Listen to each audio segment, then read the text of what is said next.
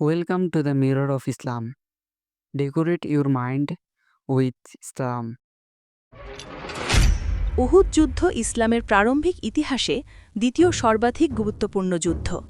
ইসলামী calendar অনুযায়ী এটি সংঘটিত হয় ৩ হিজরির শাওয়াল মাসের ৩ তারিখে। উহুদ যুদ্ধ মদিনার নিকটবর্তী উহুদ পাহাড়ের উপত্যকায় সংঘটিত হয়। এ যুদ্ধে মহানবী হজরত মুহাম্মদ সাল্লাল্লাহু আলাইহি ওয়াসাল্লাম এর নেতৃত্বে মুসলমানরা কুরাইশ বাহিনীর আক্রমণের বিরুদ্ধে আত্মরক্ষা করেছিলেন।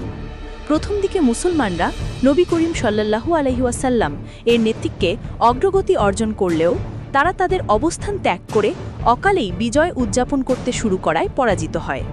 বর্তমানে উহুদের যুদ্ধক্ষেত্র দর্শনার্থী ও হজ পার্বণের তীর্থযাত্রীদের জন্য উন্মুক্ত, যাতে তারা এই স্থানটির ধর্মীয় গুরুত্ব অনুধাবন করতে পারে। উহুদ যুদ্ধের কারণসমূহ। উহুদ যুদ্ধের পূর্বে মুসলমান ও কুরাইশদের মধ্যে বদর যুদ্ধ সংঘটিত হয়। বদর যুদ্ধে কুরাইশ বাহিনী ছিল বিশাল, তাদের ছিল প্রচুর রসদ ও উন্নত লজিস্টিক্স। তবুও ত্যাগদিনী সংঘর্ষে তারা ৭০ জন সৈন্য ও নেতাকে হারায় এবং ৭০ জন বন্দী হয়। কুরাইশরা এই পরাজয় মেনে নিতে একেবারেই রাজি ছিল না। তারা প্রতিশোধ নেবার জন্য উহুদ যুদ্ধে ৩,০০০ সৈন্য সমাবেশ করে, যেখানে বদর যুদ্ধে তাদের সংখ্যা ছিল প্রায় ৯০০। তারা মুসলমানদের ধ্বংস করতে এবং ইসলামকে মুছে ফেলতে মদিনার উহুদ পাহাড়ের দিকে অগ্রসর হয়। উহুদ পর্বতের কাছে এই যুদ্ধ সংগঠিত হয়েছিল, যেখানে প্রারম্ভিক মুসলিম সমাজ কুরাইশ গোত্রের বিরুদ্ধে এক কঠিন চ্যালেঞ্জের মুখোমুখি হয়। প্রাথমিক বিজয়ের পরেও পরিস্থিতি বদলে যায় একটি গুরুতর ভুলের কারণে। কিছু তীরন্দাজ তাদের অবস্থান ছেড়ে দিলে অপ্রত্যাশিত পরিণতি দেখা দেয়। এই মুহূর্ত আমাদের শেখায় দলগত কাজের গুরুত্ব এবং প্রতিকূলতার মুখেও আমাদের অঙ্গীকারের প্রতি অবিচল থাকার শিক্ষা। কুরাইশ গোত্র উহুদ যুদ্ধের সময় মুসলমানদের বিরুদ্ধে যুদ্ধ ঘোষণা করেছিল। কুরাইশদের প্রকৃত নেতা ছিলেন আবু সুফিয়ান। কুরাইশ সেনাবাহিনী ছিল ৩,০০০ পদাতিক, ৩,০০০ উট এবং ২০০ অশ্বারোহী সৈন্য দ্বারা সজ্জিত। অপরদিকে মুসলমানদের সেনাবাহিনীতে ছিল ৭০০ পদাতিক, ৫০ জন ধনুর্ধর এবং মাত্র ৪ জন অশ্বারোহী। মুসলিম বাহিনীকে নেতৃত্ব দিচ্ছিলেন নবী মুহাম্মদ সাল্লাল্লাহু আলাইহি ওয়াসাল্লাম, হজরত আলী রাদিয়াল্লাহু আনহু, হজরত হামজা রাদিয়াল্লাহু আনহু এবং আবু দুজানাহ রাদিয়াল্লাহু আনহু। মক্কার কুরাইশরা ৩,০০০ শক্তিশালী সৈন্য নিয়ে আবু সুফিয়ান ইবনে হারবের নেতৃত্বে মদিনার দিকে অগ্রসর হয়।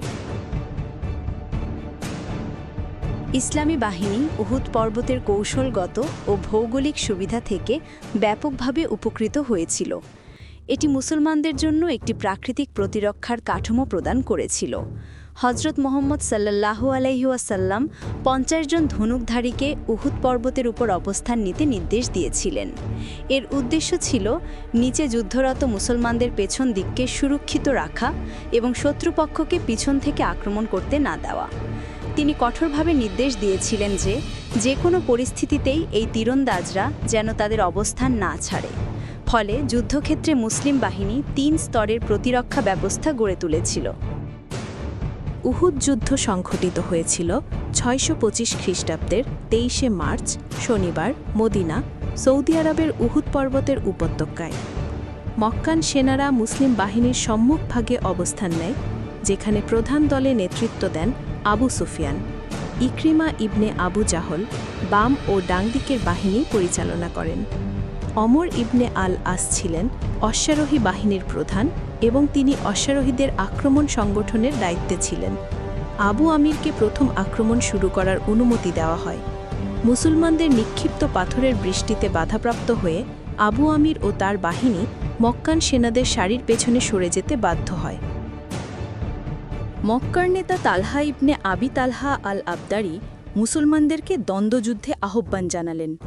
এর ফলস্বরূপ মুহাম্মাদের সাল্লাল্লাহু আলাইহি ওয়াসাল্লামের চাচাতো ভাই আলী ইবনে আবি তালিব দ্রুত এগিয়ে গেলেন এবং এক আঘাতেই তালহাকে পরাস্ত করলেন।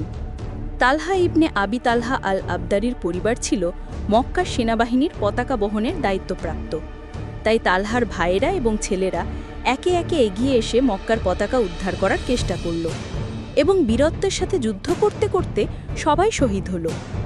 এই দ্বন্দ্বযুদ্ধের পর উভয় সেনাবাহিনী সাধারণ যুদ্ধে লিপ্ত হল। কিন্তু মুসলমানরা যখন মক্কার সৈন্যবাহিনী সারিভেদ করে অগ্রসর হতে লাগল, তখন কুরাইশদের মনোবল দ্রুত ভেঙে পড়তে শুরু করল। মুসলমানরা গতি অর্জন করলে তারা দ্রুত প্রতিপক্ষকে পরাজিত করতে থাকে, যার ফলে মুসলিম সেনাদের মনোবল বৃদ্ধি পায়। তবে যখন মুসলমানরা সফলভাবে মক্কার সেনাদের পিছু হটতে বাধ্য করে, তখন তীরন্দাজদের মধ্যে একটি ত্রুটি প্রকাশ পায়। উহুদ পাহাড়ের ঢালে অবস্থানরত তীরন্দাজরা যুদ্ধক্ষেত্রে নেমে আসে। তারা প্রবীণদের আদেশ অমান্য করে, অহংকারে আচ্ছন্ন হয়ে। মক্কার সেনারা এই সুযোগ গ্রহণ করে পাহাড় ঘুরে মুসলমানদের পেছন দিক থেকে আক্রমণ চালায়। এতে মুসলমানরা অপ্রস্তুত ও বিভ্রান্ত হয়ে পড়ে। দুর্ভাগ্যবশত অনেক মুসলমান যুদ্ধক্ষেত্র থেকে পালিয়ে যায়, প্রিয় নবী সাল্লাল্লাহু আলাইহি ওয়াসাল্লাম ও তার বিশ্বস্ত সঙ্গী সাথীদের পিছনে ফেলে রেখে। এ কারণে বহু মুসলমান উহুদ যুদ্ধে শহীদ হন এবং মুসলমানরা তাদের শত্রুকে পরাজিত করতে ব্যর্থ হয়। আবু সুফিয়ান আহত মদিনার মুসলমানদের পুনরায় আক্রমণ করার পরিবর্তে মক্কার দিকে ফিরে যাওয়ার সিদ্ধান্ত নেন। বিদ্বানদের মতে মুসলমানরা এই যুদ্ধে মক্কাবাসীদের তুলনায় বেশি ক্ষতির সম্মুখীন হওয়ায় তারা পরাজিত হয়েছিল। তবে যুদ্ধক্ষেত্রে শহীদদের দাফন সম্পন্ন করে সেদিন সন্ধ্যায় মুহাম্মদ সাল্লাল্লাহু আলাইহি ওয়াসাল্লাম ও তার সেনারা বাড়ি ফিরে যান। মক্কাবাসীরা সেদিন সন্ধ্যায় মদিনা থেকে কয়েক কিলোমিটার দূরে হামরা আল আসাদে অবস্থান নেয়। পরের দিন মুহাম্মদ সাল্লাল্লাহু আলাইহি ওয়াসাল্লাম একটি ছোট দল প্রেরণ করেন মক্কাবাসীদের ফেরার পথে তাদের ওপর নজরদারি করার জন্য। ওয়াটের মতে মুহাম্মদ এই কাজটি করেছিলেন কারণ তিনি জানতেন যে শক্তি প্রদর্শন করা জরুরি, যাতে মক্কাবাসীরা মদিনার ভূখণ্ড থেকে সরে যায়। যদিও এই যুদ্ধে মুসলমানরা পরাজয় বরণ করেন, কিন্তু এই যুদ্ধ থেকে শিক্ষা নিয়ে মুসলমানরা পরবর্তীতে সারা বিশ্বজয়ের পরিকল্পনা গ্রহণ করে।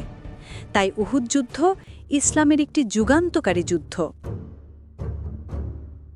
ভিডিওটি ভালো লাগলে লাইক এবং এমনই ইন্টারেস্টিং ভিডিও পেতে চ্যানেলটিকে সাবস্ক্রাইব করে রাখুন।